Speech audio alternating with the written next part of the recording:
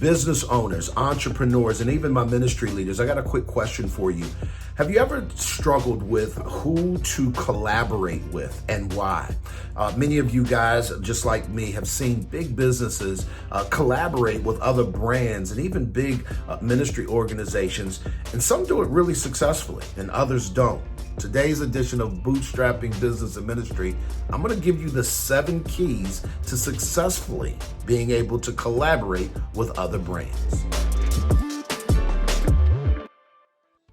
What's going on, everybody? Glenn P. Brooks Jr. here, back again for another edition of Bootstrapping Business and Ministry. And one of the things that I have discovered over the last 5 years in this entrepreneurial journey of ours is that there's a right way and a wrong way to collaborate with other brands. I'm going to take you into an opportunity for you to kind of peer into a lunch and learn that I did with a few of our MAPS Masterclass members. And we talked about this very subject. The question is, how do you do it the right way? How do you avoid doing it the wrong way? And I want to give you these 7 keys to successful brand collaboration. Stick around. We'll be back after this on how you can connect better with us, and hopefully you'll enjoy it. Today, we're going to talk about 7 keys to successful brand collaboration. 7 keys to successful brand collaboration. As an entrepreneur over the last 5 years, I know what it looks like to collaborate with someone successfully and to collaborate with someone unsuccessfully. And these 7 keys that I'm going to give you are going to hopefully help to keep you in the lane of being successful. If you're going to bother to leverage or combine or collaborate with another brand, you want that brand to be a brand that will add value to yours and vice versa. So first of all, I want you to understand that the collaboration is about a win-win. I need you to write that down somewhere. Collaborating with anyone on anything is about showing up so that both brands can win. Number 1, you need to know your values. Too many businesses get into business with other people and they don't understand the values of that business. Now, I'm not talking about what's written on the wall in the foyer when you walk in there. I'm talking about how they do business. I'm not talking about something you find on a website that says, here are our core values. I'm talking about the thing you discover when doing business with someone. So before you collaborate with another brand, I want you to actually reach out and do business with that brand. If you are thinking of a serious collaborative effort with another brand, you need to understand how they do business, because that's where you're going to find out what they value. Number 1 is know your values. Understand at your core level what it is that you are most passionate about, what you care about, and how your brand needs to be presented to the world. Because if you collaborate with someone with values that are not the same as yours, and you don't have what we would consider mutual values, I promise you that at some point your customer or their customer is going to have a negative experience, and that is not what you want. So number 2, and again, we're talking about the 7 keys to successful brand collaboration, is please research the other brands. And I alluded to that before. When I say research, back when I was in the radio industry, before trying to get a client to buy radio advertising on the 4 radio stations that I represented, one of the things that I would do is I would research that company before I approached them. And the reason why is because when I understand what it is that you care about, I know what it is that I can help you get that done, as opposed to walking in selling you my package or my plan. I don't come into the door with a plan to sell. I come into the door with trying to understand what you need. And I may discover that I don't have anything to help you. Well, guess what? That's a very short-lived experience with you in terms of meeting you, because we don't have any common values. So you need to research that other brand, and you need to do that thoroughly. Know who you're talking to, know what they're about before you get into bed with them. Get into business with them. I really meant that both ways, because getting into a business relationship is similar to getting into bed. It's a very intimate event. And the problem is that when you guys begin to exchange the things that happen behind closed doors, here's what I can tell you. It's going to have a direct effect on your customer, on your clients, and I promise you it can mean the difference between your brand growing or your brand dying. Number 3, I want you to set expectations early.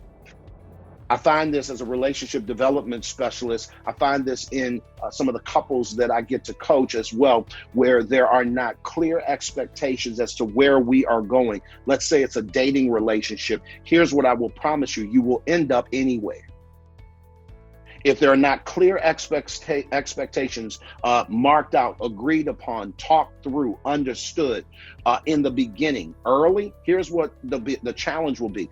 If the other brand is a stronger brand than yours, your brand will get dragged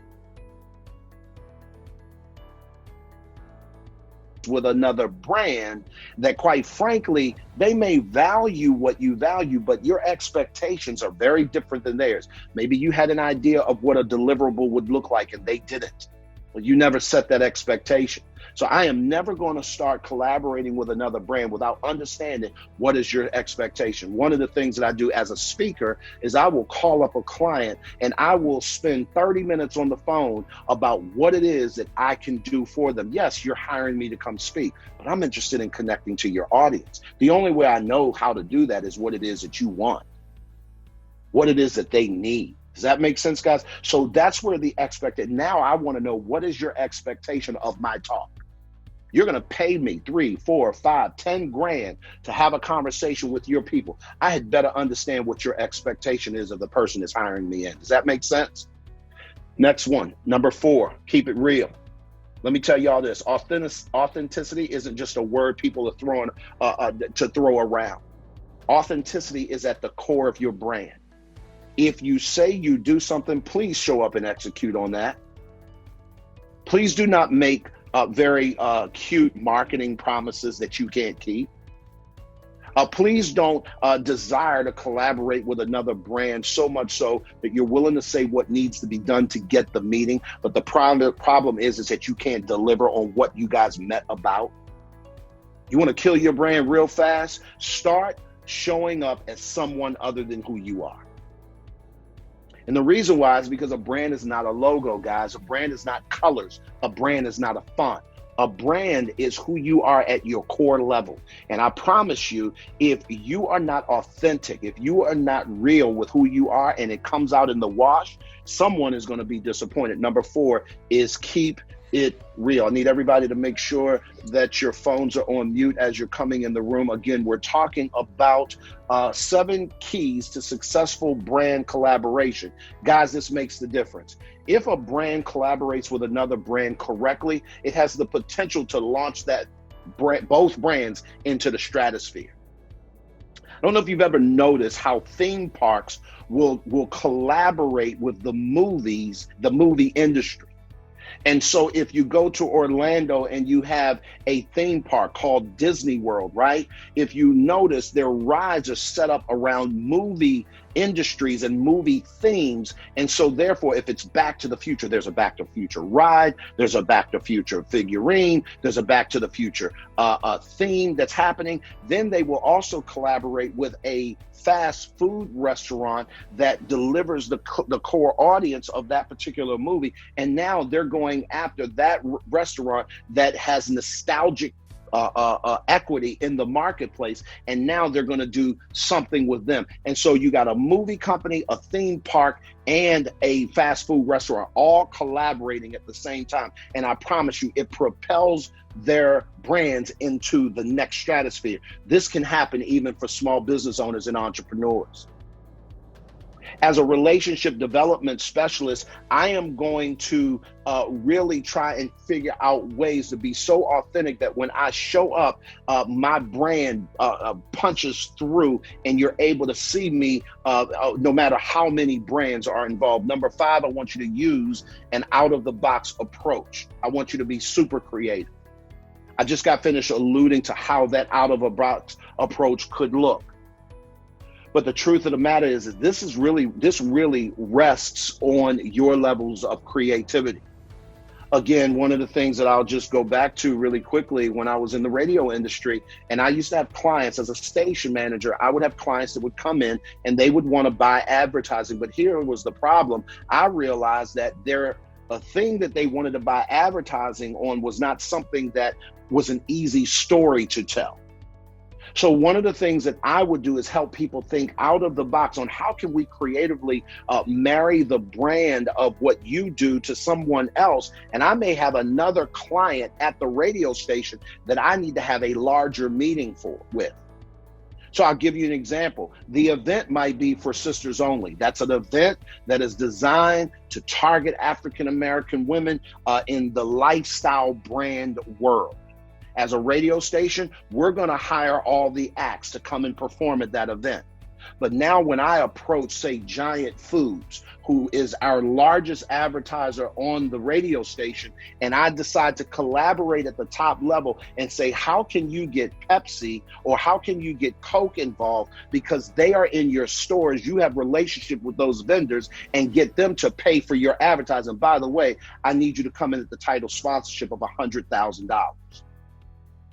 And the reason they can deduct that, make the decision to spend that kind of money is because they're not spending that kind of money. They're gonna collaborate with their vendors in order to be able to raise the funds, and their vendors are gonna pay for that. And now Giant Foods is in there, but they have a Pepsi display.